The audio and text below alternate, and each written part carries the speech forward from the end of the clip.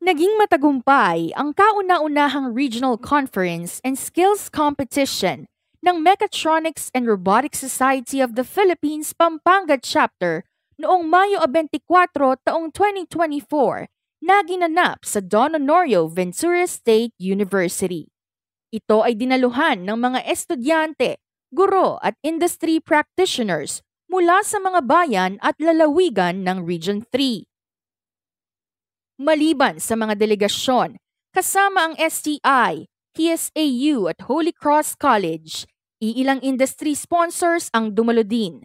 Kabilang dyan ang Hexatronics Marketing, CNE, ARK Group, Innovative Concept Marketing at A-Cube Technologies.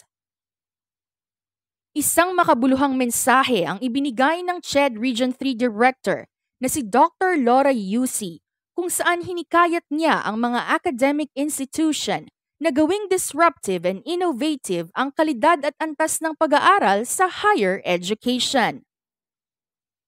Kaugnay dito, iba't ibang paksa sa mechatronics and robotics ang ibinahagi ng mga industry experts kagaya ng sustainable development, digitalization, innovation at Internet of Things.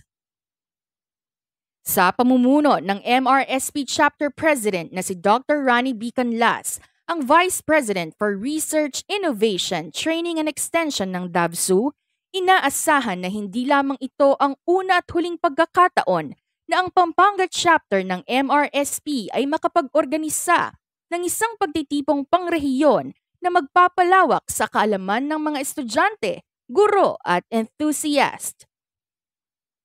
Ito ang ulat mula sa Public and Media Affairs Unit ng Don Honorio Ventura State University.